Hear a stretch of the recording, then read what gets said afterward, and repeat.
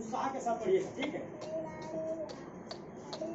और बुद्धिमान स्त्री अपने घर को बनाती है, हाँ, पर मूढ़ स्त्री उसको अपने ही हाथों से ढा देती है। जय मसीह की। पहले सुनना, मैं आज आप लोगों को बताऊंगा महिला का अर्थ बताऊंगा, कई बार बता चुका हूँ और बताऊंगा। एक महिला किसे कहते हैं? महिला मतलब स्त्री होती है, सब जानते हैं, पर महिला का गुण क्या है? महिला का गुण क्या है? महिला तो 3 अक्षर से बना हुआ है। मछली की माँ, हलवाई का, छोटी की माँ, तो लड़का का, बड़े की माँ का, है नहीं? 3 अक्षर से बना तब वो महिला हो जाती, इतना सबको मालूम है। ब्याह होने के बाद एक लड़की की जो कन्या होती है वो महिला हो जाती है, पर महिला का गुण नहीं होने के कारण घर क्या हो जाती है? बिगड़ जाती है नहीं? परिवार बिगड़ जाता है, महिला भी बिगड़ जाती है। हम किसे सुंदर महिला कह सकते हैं? इस महिला की तारीफ होती है बाइबल के वचन के अनुसार। तो पहली बात यह है, बुद्धिमान स्त्री घर को बनाती है। कौन स्त्री घर को बनाती है? घर को पुरुष नहीं बनाती।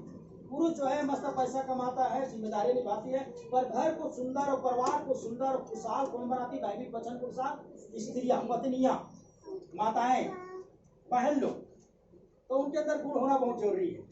तो इससे लिखा है कि बुद्धिमान स्त्री क्या करती है? घर को बनाती है। और मूर्ख जो स्त्री अपने घर को बिगाड़ देती है, अपने घर को अपने हाथों से बिगाड़। तो आज मूर्खों की जनसंख्या बढ़ रही है, इसलिए भयंकर तलाक हो रहा है। कई पतियां जो पत्नी को छोड़ना चाहते हैं, तो अभी भी पति लोग अपने पत्नी का तारीफ करते नहीं है, अपने माता की भी तारीफ नहीं करते, अपने बहन लोगों को भी तारीफ नहीं करते, क्योंकि मूर्ख जैसी व्यवहार बना के रखी। परंतु महिला जो होती है एक ऐसी होनी चाहिए जैसा बाइबल चाहती है। हालेलुया। चलिए मैं बात बताना चाहता हूँ लूका सुसमाचार में, और जब एक अध्याय पढ़ते हैं तो महिला की मैं पहला अक्षर माँ का अर्थ बताऊंगा, ठीक है? जल्दी से मैं ही स्वयं पढ़ूंगा, आप जब सुनते जाए, क्योंकि आप लोग पढ़ने से थोड़ा लेट कर देते हैं, निकाल नहीं पाते हैं, या तो आपने थोड़ा उत्साह नहीं बना हुआ है। चलो उत्साह बनाने के लिए जोरदार ताली बजाते हैं। बाइबल में जैसे लिखा है कि यीशु मसीह के जन्म से पहले ऐसा नबी के द्वारा भविष्यवाणी हुई थी कि कुंवारी गर्भवती होगा और उससे पुत्र जन्म होगा, उसका नाम यीशु रखेगा, और वही यीशु जगत को उद्धार करता होगा। वो कुंवारी कौन है? पद 28 लूका सुसमाचार का अध्याय के 28 लिखा है, स्वर्गदूत ने उसके पास भीतर आकर कहा, आनंद और जय तेरी हो, जिस पर ईश्वर का अनुग्रह हुआ है और प्रभु तेरे साथ है। स्वर्गदूत ने उसे कहा, हे मरियम भयभीत न हो, क्योंकि परमेश्वर का अनुग्रह तुझ पर हुआ है, और देख तू गर्भवती होगी और एक पुत्र उत्पन्न होगा और उसका नाम यीशु रखना। वो महान होगा, परम प्रधान का पुत्र कहलाएगा। प्रभु परमेश्वर उसके पिता दाऊद के सिंहासन उसको देगा, और याकूब के घराने पर सदा राज्य करेगा, और उसके राज्य का अंत न होगा। मरियम ने स्वर्गदूत से कहा, ये कैसे होगा? मैं तो पुरुष को जानती ही नहीं। हालेलुया। अब बहन लोग अच्छी तरह से जानते हैं, आप सब ज्ञानी और बुद्धिजीवी बेटी और बेटा यहाँ बैठे हुए, कुंवारी से बच्चा पैदा नहीं होता। सही बात है, कुंवारी से कभी भी बच्चा पैदा नहीं होता। अब ये बेचारी कुंवारी है और बहुत अच्छा परमेश्वर की बेटी है, और परमेश्वर का स्वर्गदूत आकर कहती है, ये मरियम तू गर्भवती होगा और एक पुत्र को उत्पन्न हो देंगे, एक पुत्र उत्पन्न होगा और परमेश्वर के पुत्र कहलाएंगे, और उसका नाम यीशु रखना। तो बोलता है, ठीक है प्रभु, लेकिन कैसे होगा?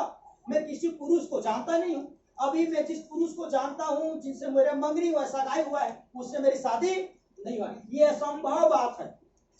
हालेलुया। कृपया जब सुने, ये बस सुनते चलिए, आपस में बात मत कीजिए, सुनो, सुनने से समझ आएगा। आप बाइबल पढ़ोगे तब भी नहीं समझेंगे, अगर आप समझ लेते तो पास्टर की जरूरत ही नहीं पड़ती। समझ आ नहीं आ रहा है तो परमेश्वर हमको खड़ा किया आपको समझाने के लिए। थोड़ा ध्यान से सुने, थोड़ा देर हो जाता है, पर वचन के लिए समय निकाला करो, है ना? तो यहाँ सुनिए, यहाँ बात एक घटना घटी जा रही है। एक स्वर्गदूत एक कुंवारी से कहा, जिसका नाम मरियम है, तो गर्भवती होगा और तेरा पुत्र होगा और उसका नाम यीशु रखना। पर कभी भी कोई कुंवारी जो है गर्भवती नहीं हो सकती। अगर आप में सोचा भी वर्तमान में किसी भी कुंवारी के पास स्वर्गदूत आकर कह दे ऐसी कोई बातें, तो बिल्कुल भी उनका बात को मानेगा, कदापि नहीं बोलेंगे। हम नहीं होंगे भैया, गांव के लोग क्या बोलेंगे, समाज के लोग क्या बोलेंगे कि कुंवारी गर्भवती होगा? कैसे होंगे बताओ ना भाई, हो ही नहीं सकता। इसका भी सवाल था कैसे हो? लेकिन स्वर्गदूत ने कहा, ये होगा पवित्र आत्मा के द्वारा, परमेश्वर का पवित्र आत्मा आएगा और तू गर्भवती। हालेलुया। तभी लोग इस पर, वो जानता है ना, विश्वासी जानता है कि मैं पवित्र आत्मा से गर्भवती होगा, दुनिया को थोड़े जानते। आज भी कई लोग बोलते हैं कि ये भाई लोग बाइबल में लिखा है कि कुंवारी गर्भवती हुआ, हम मानते नहीं, क्योंकि हम देखते हैं प्राकृतिक नियम के अनुसार एक स्त्री पुरुष एक हो जाने पर ही बच्चा पैदा होता है। यह असंभव है, अनामुमकिन है, परंतु परमेश्वर चाहे तो सब कुछ हो सकता है। हालेलुया। परमेश्वर चाहे तो क्या हो सकता है। आज कई बांझ है जिनको डॉक्टर लोग, दुनिया के लोग बोल देंगे कई औलाद नहीं होगा, हन्ना को बोल दिया, सारा को बोल दिया, परंतु परमेश्वर ने उनको क्या दिया, औलाद दिया, क्योंकि परमेश्वर की सामर्थ्य। आमीन। लोग ने ज्ञान और बुद्धि से बहुत कुछ बोल दिया, और ज्ञान और बुद्धि, संसार की ज्ञान यही कहता है कि ये कुंवारी ही कभी भी गर्भवती नहीं हो सकता, पर पवित्र आत्मा से। लेकिन उससे लेने वाला तैयार होना चाहिए ना, वो लड़की लेने के लिए तैयार होना चाहिए। मरियम जो है कुंवारी, वो नहीं लेना चाहता, लेकिन ये परमेश्वर से प्यार करता है। उनका ममता जो था परमेश्वर के प्रति बहुत ही ज्यादा, और बच्चे के प्रति भी जिस तरह एक महिला के अंदर सबसे प्रथम गुण होता है ममता। क्या होता है, वो बहुत ही प्रेमी होते हैं अपने पति के प्रति, अपने माता पिता के प्रति, अपने ससुराल के प्रति। उनका हृदय में सारे लोग समाहित हो जाते हैं, सबके प्रति सम्मान होता है, सबको खिलाने पिलाने के लिए, सबका सेवा जतन करने के लिए, घर को तैयार करने के लिए। एक महिला के अंदर पहला जो गुण है वो क्या होना चाहिए, ममता होना चाहिए। और परमेश्वर के प्रति प्रेम भी महिलाओं का पुरुष से अपेक्षा ज्यादा होता है, इसीलिए महिलाएं बहुत ही कम संडे आराधना को छोड़ते हैं, परमेश्वर की प्रार्थना को छोड़ते हैं, बाइबल पढ़ना भी बहुत जबरदस्त वो लोग करते हैं। पुरुष की अपेक्षा आज भी महिला लोग परमेश्वर को बहुत प्यार करते हैं। हालेलुया।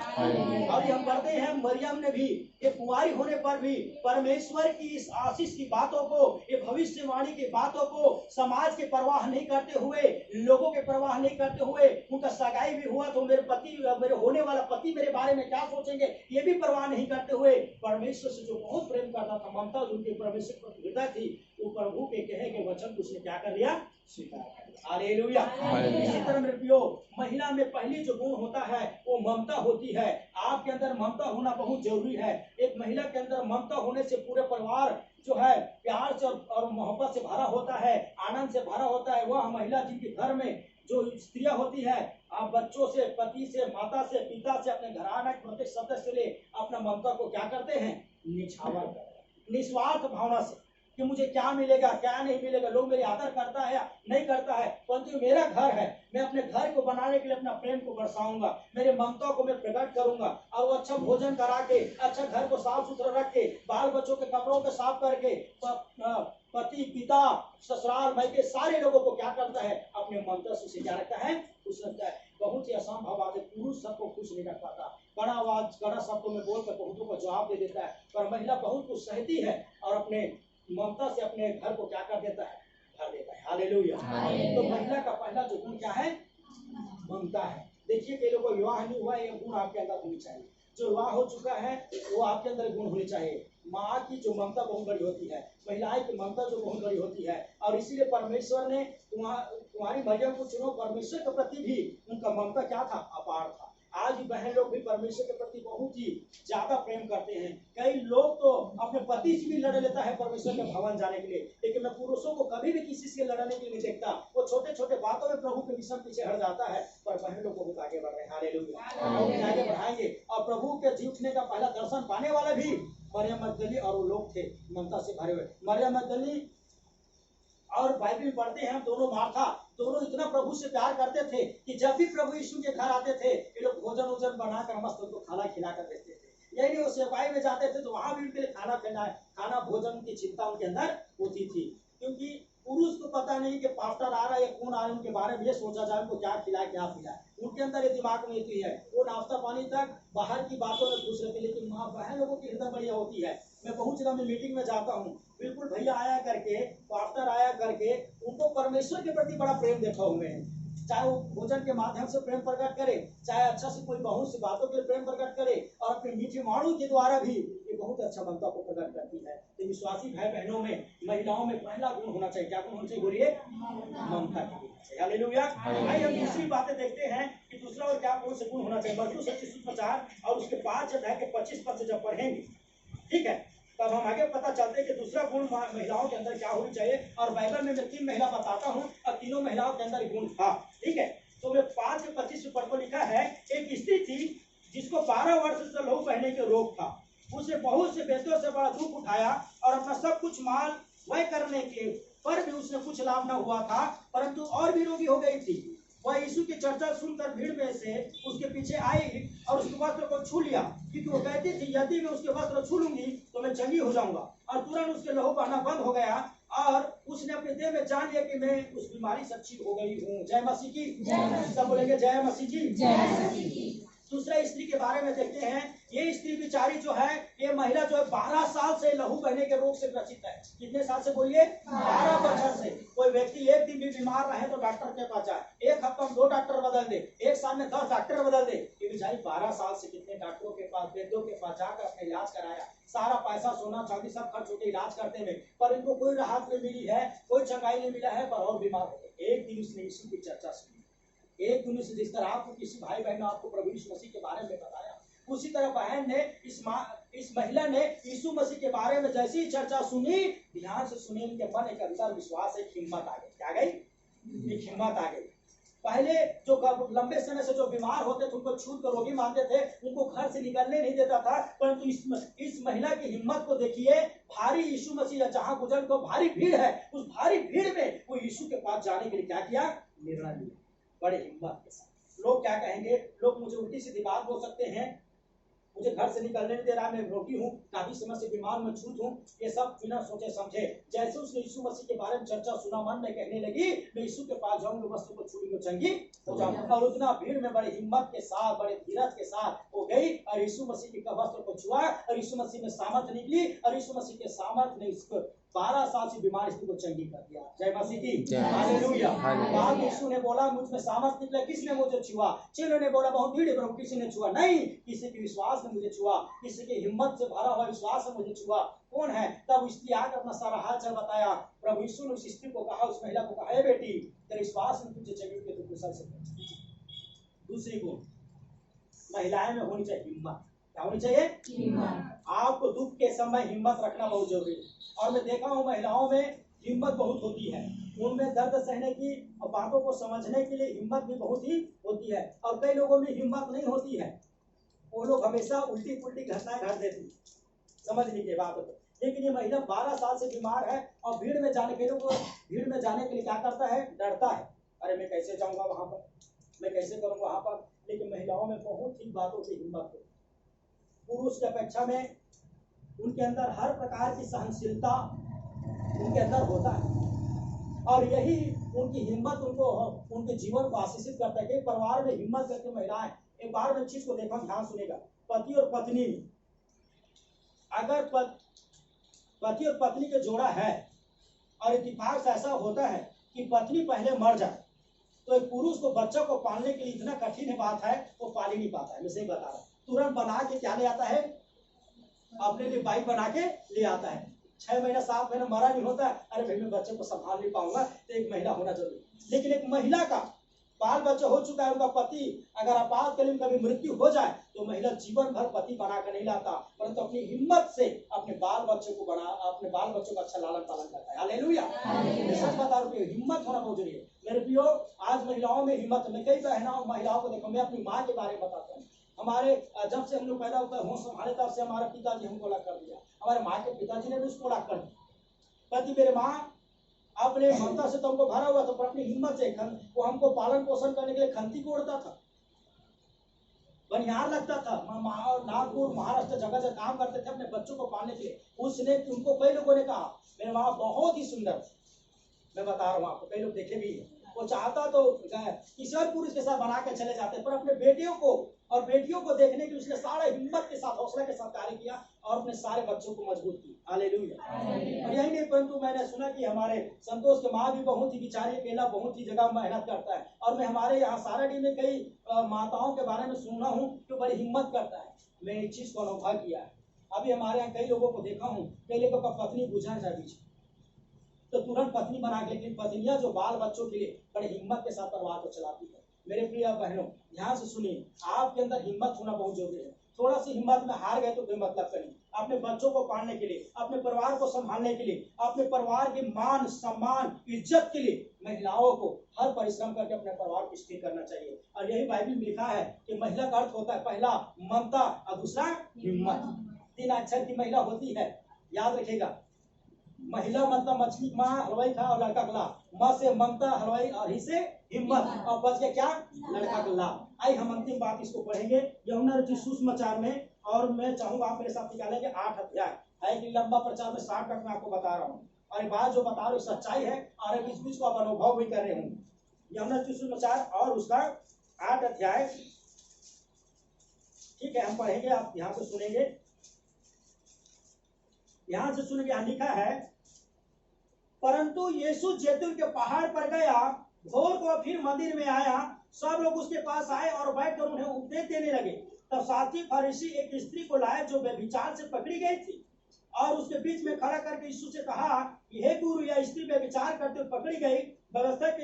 व्यवस्था में मूसा हमें आज्ञा दी कि ऐसे स्त्री को पथवार करे, अतः तू इस स्त्री के विषय में क्या कहता है? उन्हें उसको परखने के लिए बात कही ताकि उस पर दोष लगाया जाए। ध्यान से सुनेंगे, ये घटना है जब प्रभु सेवकाई कर रहा था, तब जैतून के पहाड़ में यीशु बैठा हुआ था, तो एक स्त्री को भरे समाज ने व्यभिचार करते हुए पकड़ी गई। अब एक बात बताना चाहता हूँ, एक महिला के लिए सबसे इंपॉर्टेंट चीज क्या है? उनकी लज्जा क्या होनी चाहिए? आखिरी लड़का का मतलब होता क्या है? लज्जा। उनके अंदर लज्जा और शर्म ना हो तो उनका सुंदरता बेकार है। आप चाहे कितना भी सुंदर सुंदर सोना चांदी हीरो मेटो और महंगा महंगा कपड़ा से अपने आप को संवार लो, रंग बिरंग के साड़ी आता है, कोसा मोसा के दुनियादारी की, ये सूट वो सूट, करीना सूट के करिश्मा सूट, ये सारे सूट से कितना भी सूट से आप पहन लो है, लेकिन उस महिला के अंदर अगर लज्जा और शर्म ना हो तो सुंदर नहीं दिखती। सही बात है। अगर लड़के की तरफ साड़ी पहने हैं महिलाएं और ऐसे चले तो लड़के की तरफ तो सुंदर नहीं दिखेगी। सही बात है। उनके अंदर एक लज्जा होनी चाहिए, सुंदरता जो गुण परमेश्वर को जो गुण दी है, उनकी लंबे बाले, उनकी समांगा से बढ़कर उनके जीवन में क्या होना चाहिए? वो जो स्त्रियां अपने इज्जत को बचा कर रखती है, अपने परिवार के लिए, अपने घराना के लिए, अपनी इज्जत को संसार में बर्बाद नहीं होने देती, संसार में लीलाम नहीं होने देती, पराये मत पराये पुरुष के लिए, चाहे लड़का हो चाहे महिलाएं, सुनिए, जो अपनी इज्जत को बाहर में नहीं देती वो सच में एक बुद्धिमान स्त्री है। हालेलुया। जिनके अंदर लज्जा होती है। बोलिए क्या होती है? लज्जा। आजकल देखिए आए दिन में पति रहते हुए पत्नियां पराये मर्द के साथ भाग जाती है, लड़कियां पराये पुरुष से भाग जाती है और उनकी कई बातें सुनते हैं।